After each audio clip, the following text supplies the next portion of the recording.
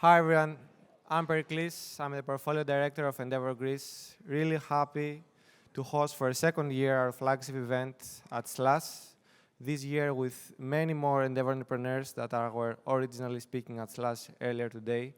Thank you all for coming here. I'm sure that the conversations will be amazing. For the opening of the event, I would like for the welcome remarks to welcome on stage Mr. Andreas Stavropoulos, who is the Vice Chairman of Endeavor Greece and partner at Threshold Ventures. Thank you, Pericles. Everyone can hear me okay in the back? Are we good? Plenty of space up front. This always happens. It's the same in classrooms. I'm so glad to be here and see everyone. I'm particularly excited because in my Endeavor hat, this is the, I think, first time we have a delegation, certainly of this size, and I think any size of delegation that brings together so many people from the emerging Greek ecosystem around technology and entrepreneurship. We have members of government here, we have research centers, we have members of parliament, we have obviously entrepreneurs and founders, but we also have investors. We have big LPs in different funds. So we have a lot of the elements of what can make a successful ecosystem. Another hat that I wear is as a member of the National Committee for Artificial Intelligence for Greece. And we're about to unveil the report on Monday. And I can tell you, for the section that talks about entrepreneurship and innovation, the word ecosystem appears over and over and over again. And the reason it does is because, as all of you I'm sure know, it is such a powerful concept, a set of agents that are interacting together and all the stakeholder relationships and incentives that they share to create what in Silicon Valley, where I live and work, what we feel every day, which is this idea of an equity economy, an economy of participation in each other's success, which is such a powerful concept if you can get it off the ground. So the great sort of news for me is that we finally have in Greece, as exhibited and as proven here today, real commitment, at least from the government at the top level, and from places like Endeavor, nonprofits, public-private partnerships, investors, entrepreneurs, founders, real commitment to try to make such an ecosystem that is already showing some of its fledgling activities to really help it flourish. And today, through the conversations we're going to have today, we will see members of that ecosystem in other successful places around the world tell us about how they did it. And hopefully it's something we can all learn from, take it back, and make that ecosystem get to even newer heights. So without further ado, let me pass this back, Pericles, for you to kind of get us through the run of show. Thank you all for being here. I could not be happier. Thank you, Mr. Stavropoulos. So when we finalized setting up this side event, we were trying to find out which will be the speakers. Thanks God, Slush did an amazing job and chose 3 of our top Endeavor entrepreneurs to speak at Slush, so we could also have them to our side event. I would like to invite on stage Ms. Nikki Goulimis, the co-founder of TunicPay, Mr. Alfonso de los Rios, co-founder of Nowports, Jack Murdoch, the co-founder of Oyster, and the panel will be moderated by Vector Smith, co-founder and president of NetGuru and Endeavor Poland chairman. Thank you very much. How are you? Thank you, Pericles. Hey everybody. Thank you so much for agreeing to have a conversation. When I was asked to moderate this, I was like, okay, so we have 25 minutes.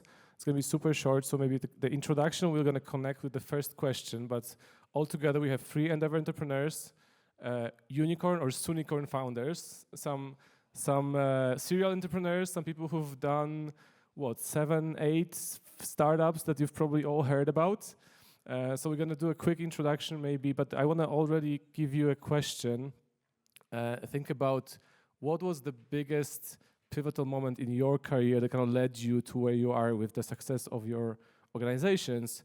And I'm thinking about things that we can actually replicate. So I don't want to, you want to say COVID, I'm sure, but don't say something, tell us something that I think we can take and possibly implement that allowed you to get where you are today, very successful entrepreneurs.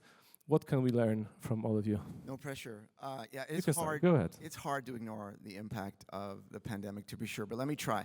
So I'm Jack Mardek. I'm the co-founder of Oyster, a global HR platform. Makes it easy to hire people around the world. We are also a B Corp that is particularly passionate about the opportunity for meaningful global scale social impact in the form of democratizing access to knowledge work.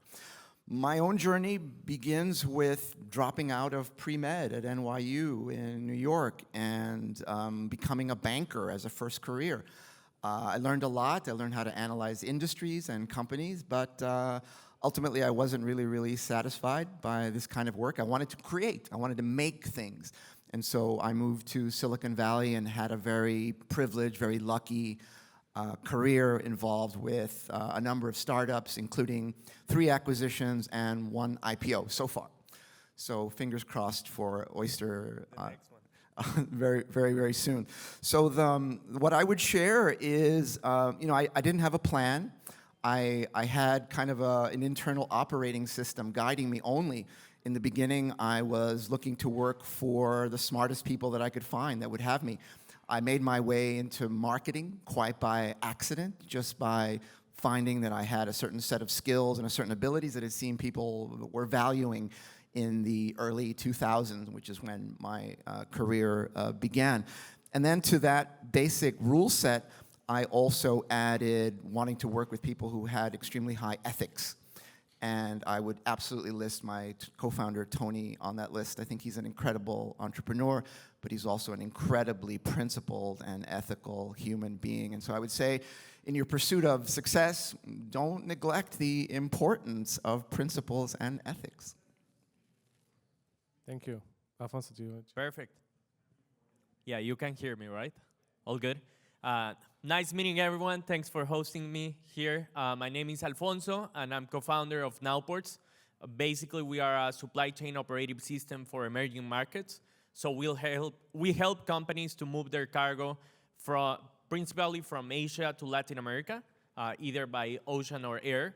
And we provide them additional services through our system. So that includes insurance, access to financing, digitizing more than 8 hours of reports per week on logistics teams, etc. And my story, it's kind of similar to Jack's story, because when I was 18 years old, I was used to just making a lot of projects out of curiosity, right? So I never had a business plan on how to start Nowports, right? Nowports started when I was 18 years old, just coding out of college. I joined college and started doing different side projects of coding, because coding was my life, coding was everything that I knew. And suddenly we had a logistics MVP that ended up being this big company that I'm talking about, where I met Max, which is my co-founder, and I think we matched it really good because of both values and curiosity on an industry that no one was tapping into, right? So curiosity is a big part of what we have been building at Nowports, just touching an industry that no one thought about changing, right? Because it was an industry that used to work mainly through email, through phone calls, etc., and we wanted to make things easier for our customers. But that didn't start as a really well-drafted plan, but just as a small product that we built out in less than a weekend, right? Thanks. Hi, I'm Nikki. I'm the co-founder and CEO of Tunic Pay, and I'm an Endeavor entrepreneur through a company I co-founded almost 10 years ago called Nova Credit. I guess, advice on the entrepreneurial journey. I feel like I really resonate with everything you've said. For me, so I just started my most recent company a year ago, and I told investors I'm a second-time entrepreneur. I know what I'm doing, blah blah blah. But the reality, I think, is it's been really reinforced to me in the last year. Like 2 things. One is the importance of network and working with amazing people throughout the journey for the long run. I've been surprised. We always think about business as very competitive, but in the fraud space, there's a lot of opportunity for collaboration. There's a lot of ways to be strategic about collaboration, and also, things pan out for the long run. So my co-founder is also an Endeavor entrepreneur in his previous business. I never thought I'd get to work with him again, but surrounding yourself with people who push you and a global community that we can learn from is something I'm super proud of. And then I guess the second thing is sort of aligned with what you were saying, as I think when I was starting my new company, I spent a lot of time sort of writing memos and analyzing things, and you can do that all day long, and you can kind of get stuck in over-analysis, and there's nothing around just like doing. It's extremely humiliating at times to put a really bad product out there and to know that you're going to iterate to something better, but that's much more powerful than sitting in your own head and in your ivory tower. You gave me a great kind of segue to my next question. So we're talking about disruptive power of outliers in emerging markets, right? So you're all outliers in and I want to say 4-ish, 5 markets. Like sitting here, we have your co-founder being a part of Endeavor Lebanon, Mexico, Greece, and you're based now in the UK.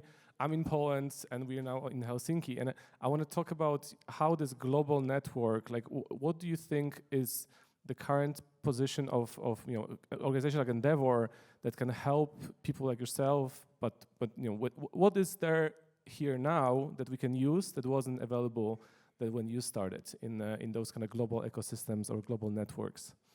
Should I start? 2 weeks ago, I was in Riyadh at a big conference over there on a panel called Ecosystems and Entrepreneurship. So they're very, very interested in this concept of ecosystem. They're trying to diversify their economy. They're trying to stimulate something there, and that's all well and good.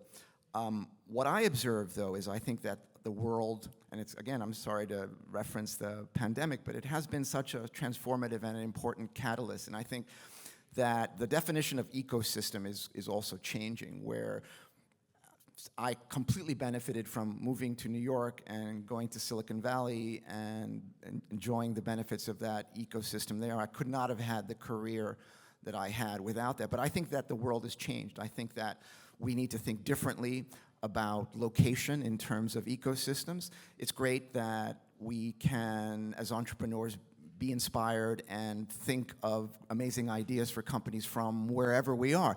In the world of the past, that may have come with some compromises or some blockers for people who were in certain parts of the world.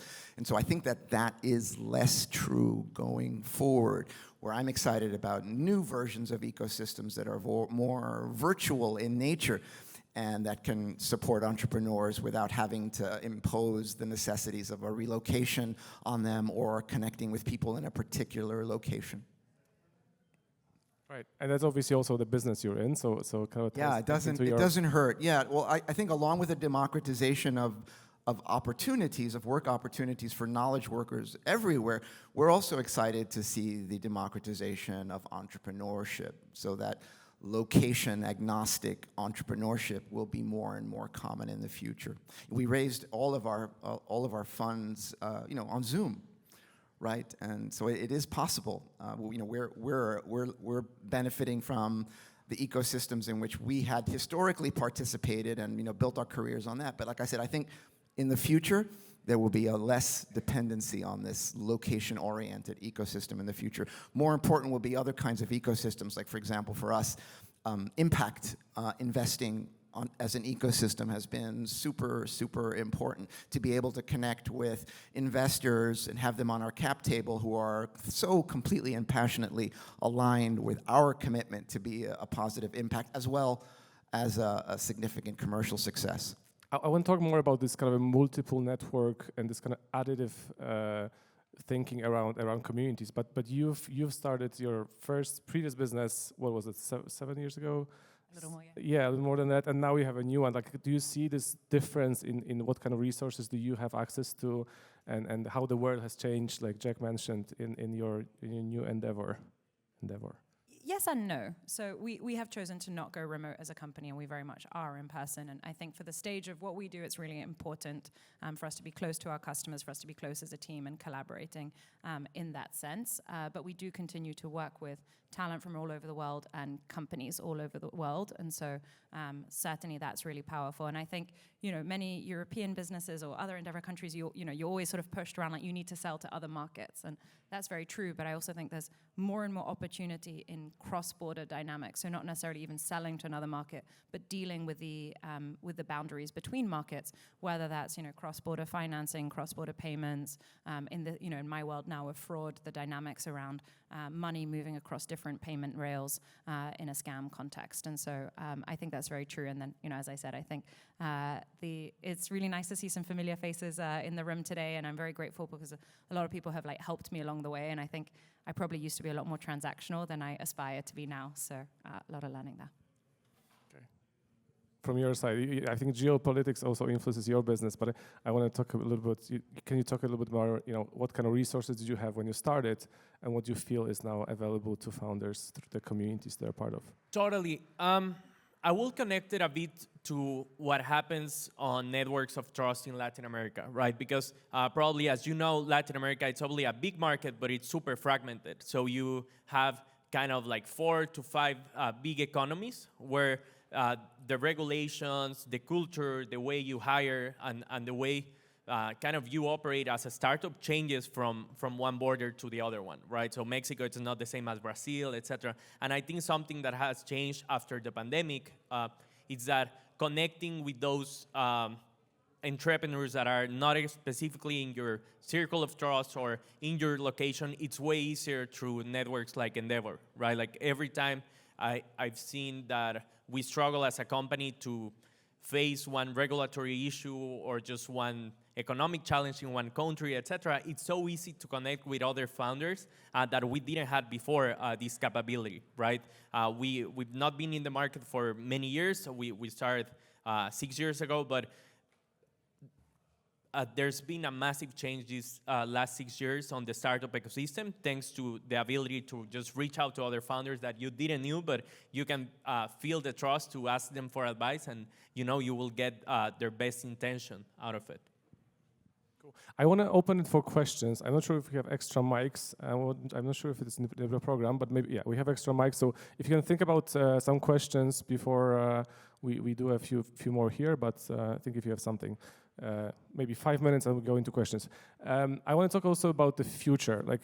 We talked about your different industries. There's a lot of kind of connecting the things that you do. But my question is a little bit about what do you think what are your competitors thinking about right now, and what's your most worried that you may be not seeing right now, and how can they disrupt you? That's how you disrupted the market, a few years back. What do you think the future is for your particular industries? I know it's a hard question. Should I start? I like where we are from a competitive standpoint.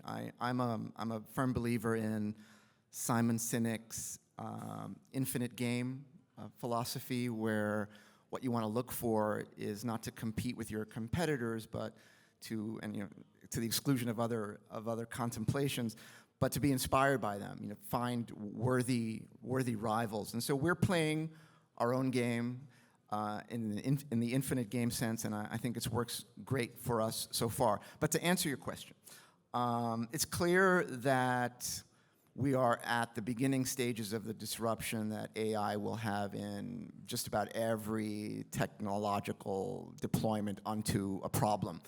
And so we are absolutely embracing that and doing our part. But I suppose if I were to think about somebody blindsiding us, it would be someone who started with that as their core, with that as at the center of their technology. For us, it's a bit of an adjunct, super relevant. One of the key aspects of our solution is contending with information complexity, which is a fantastic use case for AI.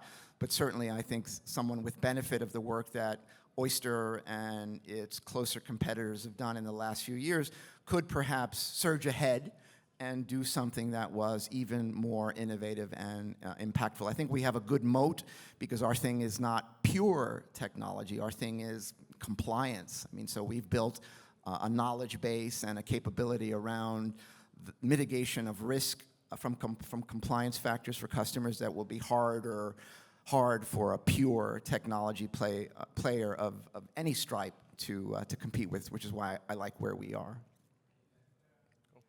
Alfonso, from your side? Yes, I think one of the main challenges we face just as a company, even though we're not a traditional player, it's true that we are not a company that started when AI agents were out there, right? And the biggest disruption that we may be facing the next 3 to 5 years, it's probably the AI, just like the agents era in technology, right? So I think our biggest challenge is how much our infrastructure and legacy as a company can adapt to this new environment.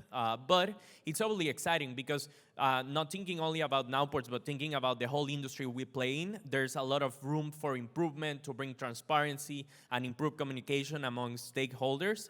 But just to give you an idea, when someone wants to move a container, they need to deal with more than 14 different parties, right? So that includes shippers, custom agents, etc. And AI can play a big role on that. So obviously our opportunity as a company is as bigger, it's bigger than ever, but the challenge it's big too because we need to face a lot of companies that have less legacy and less infrastructure so they can move faster. And at the end of the day, just as a startup, I think moving fast is one of your biggest advantages. Yeah, certainly feel the urgency to move fast. I mean, in part because, you know, in my world of fraud detection, if someone wanted to spin up an LLM wrapper and build a fraud detection model, you could do that in a day. Would it be good? No, but is it still a product? Yes. And do companies need to rely on a third party as much as they have before? Absolutely not. So I do think there's both tremendous opportunity, but tremendous competitive threat in this space. I mean, we focus on the underlying data infrastructure as well and providing that data because I would argue kind of the model piece by itself becomes more and more commoditized. Yeah, it feels more competitive, and it also feels like the returns to some of the large incumbents, if we think about like a Visa or a MasterCard in the space, in some ways it's higher because they have their own sort of proprietary data that they've built and accumulated across a huge network. And so, yeah, it's both much easier to start a business, but also I think harder to compete with big players. Okay, so it's good to hear that we all are basically afraid of AI. That's kind of how to summarize. My co-founder is solving for we need to get to 80% of our code written by AI. Fair enough. Okay, I think we had some questions here, so we can open to questions. Hello, thank you for giving me the opportunity. This is Onik Palangian from Group RMC. Europe versus the US is the question. So Mario Draghi said that in the past 50 years, there has been no European company, okay, listen to these numbers because these are important, that has been created that's worth, from the ground up, that's worth 100 billion. So 0 from Europe, and at the same 50 years, you have 6 companies in the US started from 0 and now are worth more than 1 trillion. How can Europe bridge the gap? Or are we always going to be feeling, behind, significantly behind the US? Let me maybe just expand this question because I think there's Europe, there's Latin America, there's US. So, but what's your perspective on this on kind of innovation coming from other parts of the world than Silicon Valley? I guess this. It may not be purely innovation. It may be a perspective of the market. I mean, I think to launch as a U.S. company with the U.S. market in mind, let's say, is immediately an order of magnitude or a couple difference from the genesis of a European country that is perhaps starting with even the whole of Europe in mind. And so I'm not ready to concede that innovation is purely an American phenomenon. It may be a go-to-market phenomenon. It may be a branding phenomenon. I think there are softer aspects to that success than pure innovation, just to speak in defense of European innovation. I want to add something here because it's something I've been thinking a lot these past few months. For example, when you put Latin America on a side with the US, it depends a lot on the industry, but the markets are kind of the same, right? So if you put all of Latin America together and the US side by side, the market ends up being super similar. Just as an example, logistics, the logistics market, it's twice as big as in the US. So then the question is like, why cannot there be a bigger logistics company in Latin America than in the US? And I think that one of the strongest answers are the barriers of entry, right? Because as I was talking, you have a lot of regulatory challenges. Every single country is different. And in the US, I know you have regulation by state, but it's kind of easier to launch a company just US than only Texas-based, only California-based, et cetera. So this may sound like a joke, but I think regulation and deregulating a lot of industries, at least in Latin America, it's a big factor. The latest example, it's in Argentina, where you're seeing a boom of startups these past few months, just because of the deregulation of a lot of industries, right? So I would say that that's a big factor. I'm not saying it's the only one, because capital is another one, et cetera. But yeah, I would go on that side, at least by the Nowport's perspective. 100%. Nikki, European perspective? I'm torn because I think there's amazing companies being built in Europe, and I think there's amazing talent and huge opportunities. And I also don't want to be ungrateful, because I think like the venture ecosystem has changed a ton, even in the last 10 years, seeing my founder friends, the opportunities that exist. But I think there's still a lot more work to be done. I think it's a real shame that companies built in Europe are not listing in Europe. I think it's a real shame that I see amazing founders who still struggle to raise capital and are sort of asked to build a sort of, crazy investment memo, which just feels inappropriate to kind of a culture of innovation.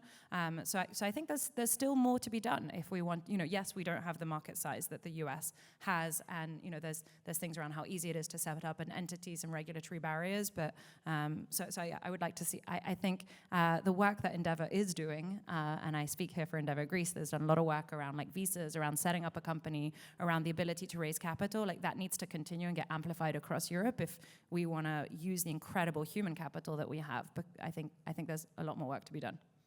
And I guess just to like personalize it, my experience starting a company in the US and in Europe, broadly speaking, was great. But I still think I'm like surrounded with too many contrasts every day of just like great founders not getting great opportunities, and there being various barriers, whether mindset-wise or even just regulatory around some of the innovation that exists. That was a great question. We can take probably one or two of those longer ones, but is there anybody or comments? There's one here. Hi, my name is Maria Hala. I'm an angel investor. First of all, congrats to each of you for what you have achieved. On a macro basis, or the geopolitical issues that goes on globally, what will you consider as a threat for what you have achieved for your venture, or probably an opportunity for the future of our venture? A big trend we're riding is obviously, I think we've talked a lot about AI, so I won't repeat that, but what we're able to do right now around honeypotting data and beyond, I think is like orders of magnitude different than what we could have done 5 years ago. So that's super exciting at the build level. At the market level, I think a big trend that my company relies on is the growth of real-time payments. So if you look back 15 years ago, nowhere in the world had real-time payments. Payments are slow, expensive, have friction. And now, at this point, 60 countries around the world, many of them Endeavor countries, have real-time payments infrastructure. And I think that's an amazing trend for what it does for financial inclusion, for economic activity, and for a faster, more interconnected world. Yeah, on my side, obviously putting AI aside, I think one of the biggest changes or shifts that we're seeing as a company, at least comparing it to when we started, it's a geopolitical situation on tariffs and nearshoring / China versus US international trade battle, right? So I would say that when we started, all our pitch, all our focus, and our ideal customer profiles were we help companies connect from China to Latin America, right? And right now there's a survey that just went out from McKinsey that says that 80% of our customers, or the customers in Latin America, are analyzing opportunities to get out of China and centralize on other places like Taiwan, Indonesia, etc. I'm not saying that will happen, not at all. I think China, it's a super big economy with 80% of the exporting capacity. But obviously it's a trend that we see, right? And as a company, you need to adapt, or you need to have flexibility to be able to serve your customers, not only with their current shippers in China, but on finding new opportunities across the world, across the globe. And obviously that's a big challenge or shift that we're doing on our ideal customer profile and the go-to market. Yeah, I would underscore the importance of the global money transfer infrastructure as important to us. Certainly, it's one of the foundations of our business that has gotten easier and more cost effective in the last few years. The other trend that's also important for us is the globalization of the workforce as companies of all sizes, again, catalyzed and encouraged by the changes from the pandemic, are thinking globally about their talent for the first time. That's really important. Okay, one final question from the audience, and if not, we're gonna have one more question from myself, and then we're gonna be closing. No more questions. Okay. So my final question is, being on the board for Endeavor in Poland, and I think there's a lot of board members from other offices. You've been part of the network for, a bunch of years now. Is there anything that you think that you want to say to Endeavor as what else can we do to encourage more people like yourself, and then help you, and then get you to help other the next generation of entrepreneurs become as successful as you've been so far? I mean, I think we're all here at the behest of Endeavor Greece, and they're an incredible hustling team. I think who've done amazing things for Greece, for connecting me to other Greek entrepreneurs. I think I sit on the board of an Endeavor Greece company, Elas Direct. They're two amazing founders, growing incredibly. It's a real privilege to get to see that. I think I've met some people who've become my friends over the years. I've been exposed to business opportunities, and I think I'm a huge admirer of what they've done for the ecosystem in terms of some of the regulatory dynamics I was mentioning before. So I sound very sycophantic, but I honestly can't think of anything else. Nothing else. Okay, cool. Sorry. Good. All right. I'll try. No, totally. Just on my side, I would say for us, Endeavor has been one of the key partners that we have gotten on our path these past few years to find advice, to find our network of trust, etc. And obviously, one of the most important events we have on the year as founders, it's the retreats that they do, the Outliers retreat, the Mexico retreat, etc. So those kind of interactions are the ones that I value the most as a founder, just because sometimes you need to just discharge yourself with other people and understand their problems, explain yours, and get some advice on that side. Can I just add, I don't think I said this emphatically, but my co-founder is an Endeavor Mexico entrepreneur, and his husband is also an Endeavor entrepreneur. So the Endeavor entrepreneur moves family across borders and is very powerful. All that I would add to those great points is let's continue to evolve and advance the definition of what a fundable entrepreneur looks like. I think one of the consequences of the most celebrated ecosystem it is all in our minds, the Silicon Valley, was unfortunately that founders had a certain list of attributes. They tended to be male. They tended to be from technical backgrounds. And I think we're super excited as part of this idea that entrepreneurship itself is being democratized, that the attributes and the background and the experiences of inspiring, fundable entrepreneurs continues to grow and evolve. Thank you so much. And we're right on time, so thank you so much for joining us. Really exciting to have you on stage. Appreciate it. Thank you.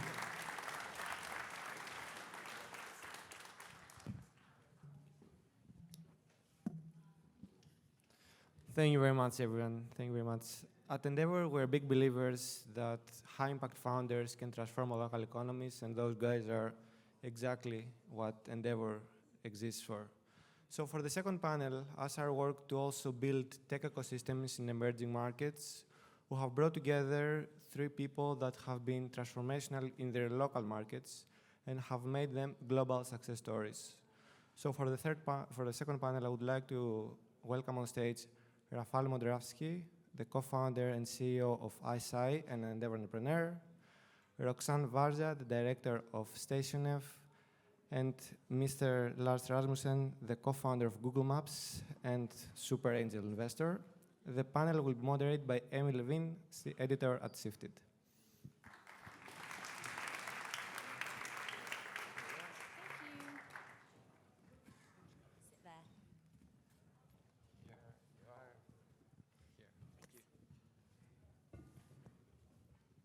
Hello, everyone. I'm Amy. I'm the editor of Sifted. We cover European startups, and we worked with Endeavour on the report that you can see on all the tables. So please have a look at that. I'm sure you can take them home and read all about what's going on in the Greek ecosystem. I'm going to make this short. I'm going to talk fast because I'm sure you want beer, and we're already running late. I hope that's okay with my panel and the lovely people at Endeavour. So I'm not going to introduce you. I'm instead going to say, can you please tell us the big idea behind your company, but very, very briefly, like a super, super quick pitch?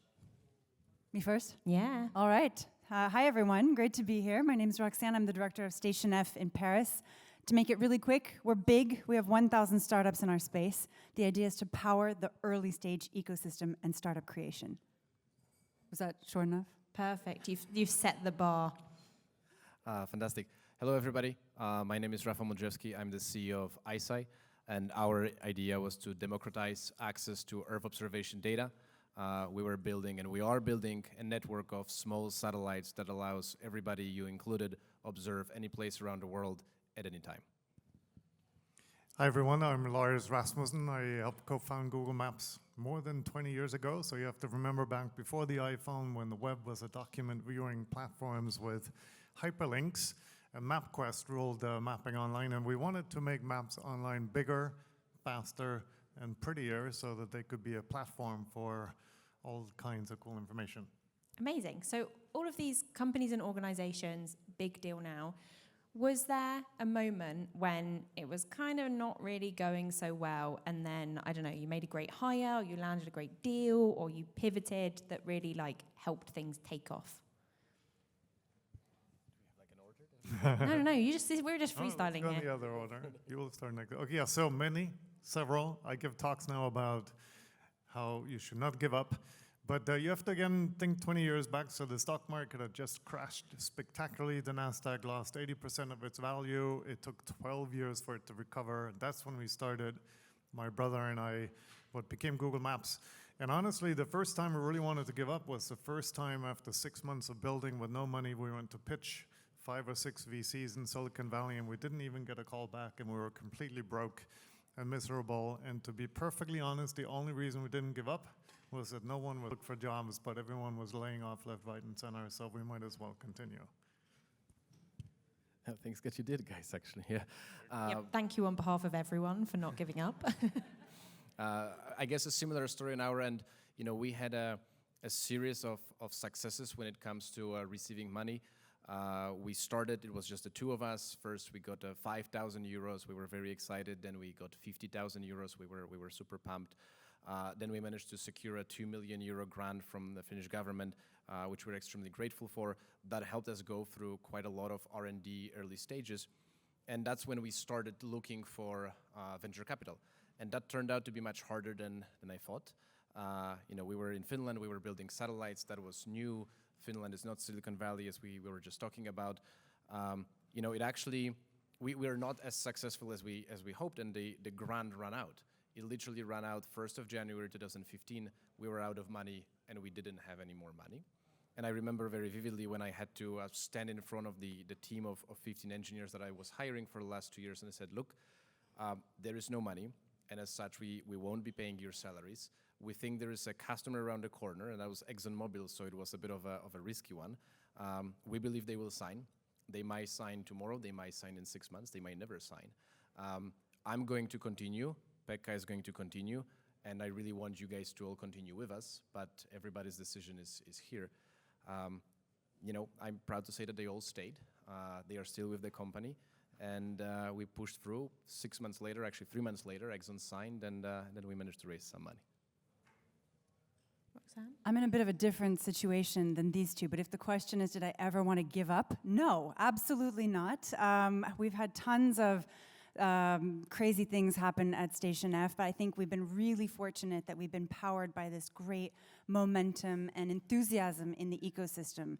And it's kind of been really collective, so we've really had this great energy from our launch. But to give you guys an idea of some of the crazy setbacks and errors and mistakes, a lot of people don't know this, but Station F was actually supposed to open in April 2017. We opened in June because of a massive flood that actually went 3 levels underground, and a lot of our technical infrastructure was there. We all thought, this is over, we're never going to open the building. We opened it 3 months later. President Macron was elected. It was kind of a magical moment. And in 1 week, I had to onboard 1,500 people, and we discovered, because we were in such a rush to get people in the building, our outlets didn't work, our internet didn't work. It was just like a disaster. But people were in a good mood, and so we just kept going. But it was really, really hard to get things actually to a point where they're working the way you want them to work. So everybody working on hardware in the room, I feel your pain. We can talk about it later. And what about a moment where things went really in the right direction, rather than wanting to give up, running out of money, you know, no one employing you? What was a moment where you were like, oh shit, this might actually work? Right, I guess I'm the one to start now. So, look, I mean, I think starting a startup is definitely, and running it is such that the lows are very low and the highs are very high, and you know, you get those sad moments, and you have to persevere, you have to push through. I feel like there's more of those difficult ones, but there are the good ones that come. I think for us, the huge time was when we've actually pivoted a little bit. What we were going to do at first is we're just going to launch our satellites, own them, and operate purely as service. So there was no way for you to actually own a satellite. That's not the case anymore. There was a moment in time when we sat down, we said, look, we are getting so much inbound requests from customers that they want to own the satellites and they want to operate them themselves in a sovereign way. And this is actually what we are known for today. And we decided to recreate the market offering and the product offering. And we said, all right, let's start selling the satellites. And I remember when we signed our first large customer, you know, for a company that started from nothing. This was a first $35 million contract. That was huge. I remember that was actually Brazilian government. This just proves that there are no borders when it comes to startups. Brazilian government ordered 2 satellites from us. We were a company that was just starting. That was this huge vote of confidence. And I thought to myself, well, if we can convince Brazilian government to buy satellites from us, just sky is not the limit anymore. Can you remember how you celebrated? Yes, I do because we wanted to, we wanted to get everybody a bottle of sparkling wine. Not exactly everybody, but we wanted to get a bunch of them so that we would have the office celebrate. And I think the order went in wrong, and instead of like 20, we ended up having 200. So I had this cart full of champagne bottles running around the office, handing them out to people, and I feel like some of them are still there. Amazing. Lars? Well, yes, so you probably know that Google bought my little startup when we were just about to go completely bust about, 6-9 months after my first almost giving up. And yeah, that was the moment when I rocked up to Google and got my Google badge and But how did that happen? Google doesn't just rock up one day and offer you money, does it? Not entirely, no. So we were trying to raise money. Remember, the market had just crashed, and we were these 2 Danish brothers with no sense of direction pitching maps to everyone, and we failed to raise money. We got close, as in one big VC, almost, and I say this, I know this, they told us we were at 70% in their funnel, and then we dropped out at the 70% mark. But everyone heard about it, no one was going to touch us, but then someone that we had just demoed to happened to be on Google's board, and when we, in tears, called this guy up and asked for advice, he said, well, you should go and sell yourself to Google because they have nothing in mapping, and there was, this was around the time when Google was maybe a year before going public. And so 2 days later, we were sitting in front of Larry Page and demoing our tech. Roxanne, what was a really big turning point for Station F? There have been so many, but I think probably one of the biggest moments where we're like, oh my God, what we're doing is actually serving our companies, was when Hugging Face is one of our unicorns, and I think it was the first one to become a unicorn. They raised a huge 100 million round. They became a unicorn that day. And we were like, what? We remember those guys when they were sitting over there and they were like struggling with their like B2C model, and now Sequoia's backing them and everybody wants to fund these guys. And we were just like, that's incredible. Like, they were just here. And I think that was a pretty big moment. And I think we celebrate a lot of our startup, the wins that we have with our companies. Because I think people forget, we read about so many rounds of funding in the press, but actually the early days are a struggle, and we see it every day on campus, our small teams showing up, trying to figure out how do we get a customer, how do we build a product. So those moments we really celebrate. And hopefully this won't be too cliche, but I don't know about you, but you two are big angel investors. Rafael, are you also dabbling in that? Not a big one. Not a Okay. So you work with a lot of other early stage founders.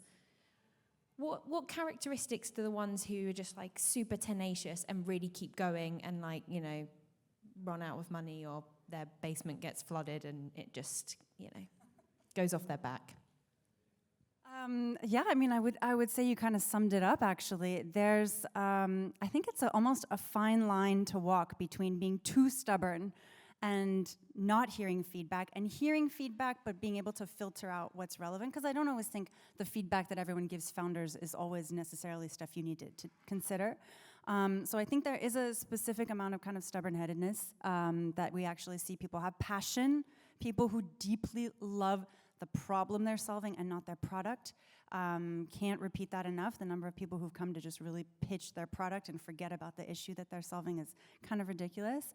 And people who surround themselves well. I think I care a lot about who have they gotten excited, who's jumped on board, who have they hired, who's funded them, who's backed them, what kind of, just who's going for that, and execution. I think people who can go fast, we really like that. Yeah, so look, my Greek goddess wife and I are angel investors, and we've done it for maybe 10, 15 years on the side. Now it's our main gig, our best performing investment. Obviously, one of our early ones is Canva in Australia, do online design software. And it's quite relevant to the discussion we're having here about can you build world disruptive companies from, well, Helsinki, obviously. But in this case, it was a young romantic couple, a boyfriend-girlfriend out of Perth, Australia, a town well known for its mining industry. Not your obvious choice.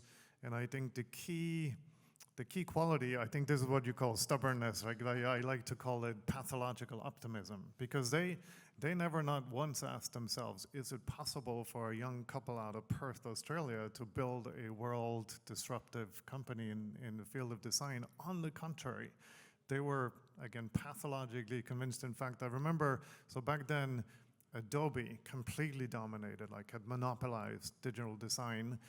And I remember asking Melanie when she was pitching this product, I was like, have you heard of Adobe? And she said, oh my God, yes, they suck.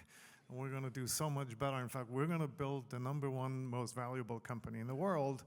And I said, you mean the most valuable design company in the world? And she was like, no, I mean the most valuable company in the world. When they hit $40 billion valuation before the macro sort of little downturn a few years ago, they very much they literally did a call to all the investors, and they were like, okay, so the most valuable company today is this company, and we're now at 40 billion, so we're 1% of the way there with debt seriousness. And in fact, to the question earlier in the previous panel about Europe versus America, it is definitely true that there are some structural things and so on. And by the way, if you haven't signed the petition for EU Inc., please, please, please do. It's an amazing, amazing effort. But I think overwhelmingly what's holding Europe back relative to America is attitude. It's the fact that we're having this conversation in the first place is a good symptom of that.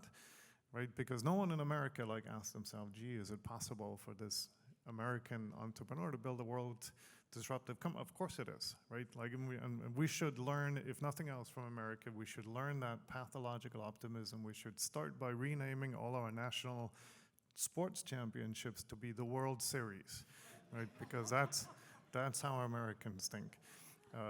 And an American saying, in fact, if you ask yourself that question, if you're an entrepreneur or investor looking at an entrepreneur, is it possible for these kids out of some European town to build a world disruptive startup? And the truth is that if you or they think the answer is no, they're absolutely right about that. But if they pathologically think the answer is yes, they might also be right about that. And I think actually I'm thrilled to be in Finland here. I think we should all adopt the Finnish model. I have never before seen a systemic attempt and successful one at really changing the mindset of a whole nation by doing things like Slush, by doing things like the student-led incubators, and by just like over and over and over telling the story of, yes, indeed it is possible, right? But it was also possible before ISI and other companies showed it was possible. Pathological optimism is beautiful. I love it.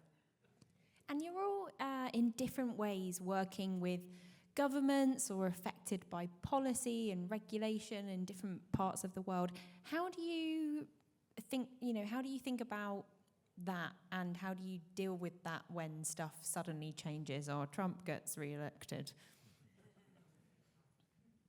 I guess I will take this one since I was silent in the previous one. I mean, look, this is a deep question for us because we are naturally linked to the government situation, geopolitical situation, just due to the fundamental nature of the dual-use technology that we produce.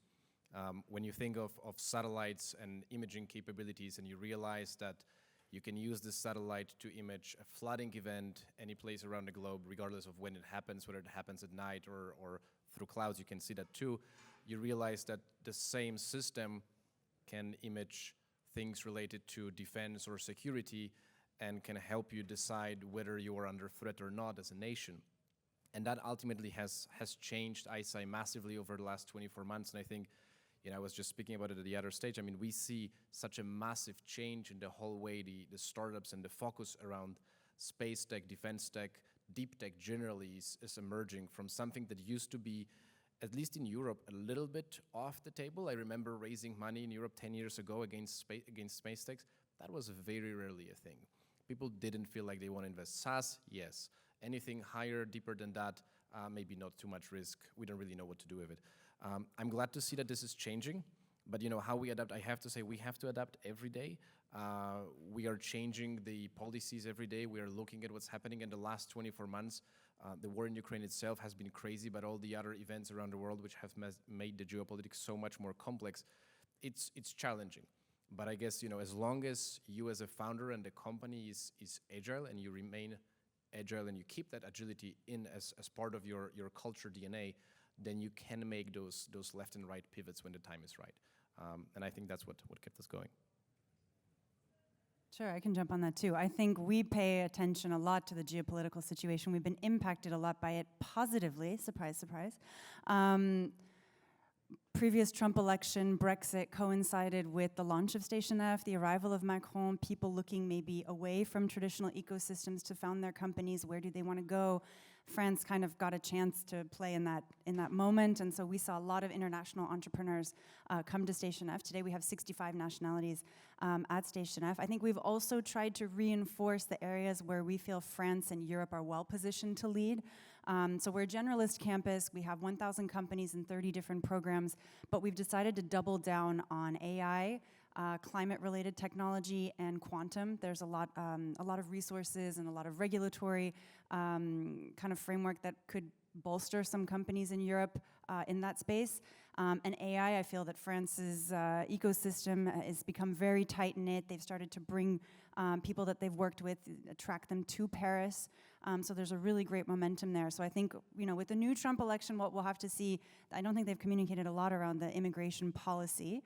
We'll have to see what happens. But in the past, we've paid a lot of attention to it. We've benefited from it.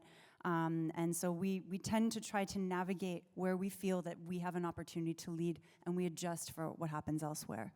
Awesome. I have one more question. We've got a little bit of time for questions from you, if anyone has one. Surely, these three awesome people. I can barely see from the blinding lights. Yeah. Okay, my name is Johan, entrepreneur, startup founder, and now also helping other startups and new innovations to the markets. You've all faced that, and I can say that all startup founders have faced bad moments. So what is your advice from your perspective to those who face bad moments or struggles today? What is your mentoring advice? I'm tempted to quote Churchill. When you're going through hell, keep going. No, I really think the best advice is just surround yourself. Talk about it. Talk with people. The solution is talking it through. I think a lot of entrepreneurs, it can be very, very lonely. We see people try to solve in their corner. That usually does not work. So I would say definitely there's a lot of entrepreneur groups out there. I think a lot of founders are willing to share their experience. Reach out to people if you're not part of a group, but I would say don't try to go for it alone. I mean, I can share about what we've done. So there's two things. One, and this is not a product placement, but I can recommend, when we were starting, we got a book, which is the Hard Things About Hard Things. There's actually a chapter there about how to go through a difficult moment, and it's a good chapter, it's a well-written chapter, and I've actually shared those, I think it's like 6 pages, with a bunch of friends of mine that were going through a difficult time, and they were like, oh, what do we do, what do we do? The chapter really doesn't say much, but just keep on pushing, but it's well-written. Look, it's easier after you've done this once, and that's what people say. I mean, you learn based on your own mistakes or your own experiences. I think it's critical that you learn from experiences of others, especially if you're an entrepreneur. That's this moment when, the pathological stubbornness has to turn into the ability to listen to others, and listening is good, but believing in what they are saying is probably even more important. I have heard from others that, when the times are rough, if you keep pushing, sooner or later they will change. That has proven true for us. You never know when exactly it will turn around, but I can tell you that I think every single time it turned around faster for us than we thought it would. So if anything I can share with you guys, we have been there, we have gone through that rough patch more than once. The second time we already knew that you just have to keep on pushing, and the sunrise will come. Yeah, I don't have a lot to add to that. That was a great answer. I personally have this mantra I use, that it's better to have tried and failed than to not have tried at all. And I'm much older than I look at 56, but I still have to remind myself that a lot. Like, back to the attitude question, I think fear of failure is what holds us back dramatically. And it is a little bit incorporated in a culture. I don't think we should celebrate failure, mind you, but we should definitely celebrate people who are willing to try again after failing. Anyone else? Maybe one more? No, everyone just want beers. Oh no, there's a guy at the back. Maybe a guy?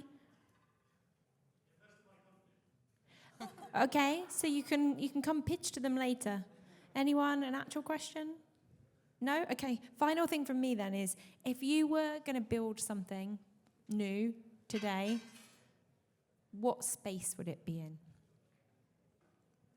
A tech event just like Slush. I mean, much better than Slush in Athens, Greece, which happens to be the beautiful city that I live in.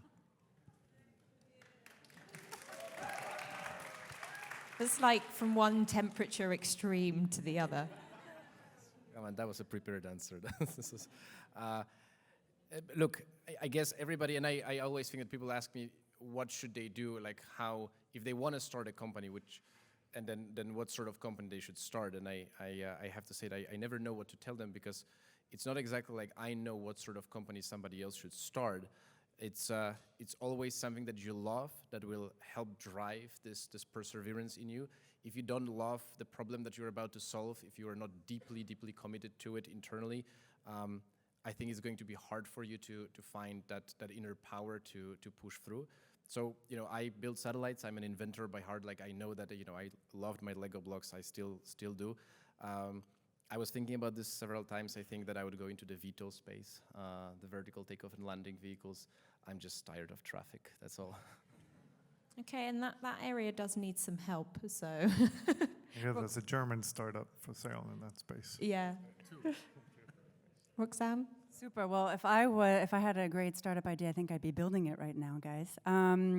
No, I absolutely love working with a variety of entrepreneurs. Everybody has such amazing energy, ideas. I mean, I think I meet like 10 people with brilliant ideas minimum per day. So that's what powers me and keeps me going. But I do get tempted. I talk to people at Station F. We have a great partnership with EF, Entrepreneur First. Maybe there's people in the room who've been through the program or talked to people who've done it, and those people are always so great energy when they finish the program, and so it's a bit infectious sometimes. But I think what I really like is watching how entrepreneurship evolves, how the needs of entrepreneurs evolve, and how we adapt to it. And there was a discussion, I think there was a question in the previous panel about Europe versus the US. And I love seeing how Europe is really optimistic, moving forward, building, not in this kind of like, oh God, look, but really trying to solve. And I think that's a great momentum we need to keep up. That doesn't answer your question, Amy, about what I would build, but when I come back, I'll pitch it to you when I have that idea in the future. Roxanne has spent a lot of time with politicians and learned how to dodge a question. Thank you so much for such brilliant energy at the end of Slush. Thank you.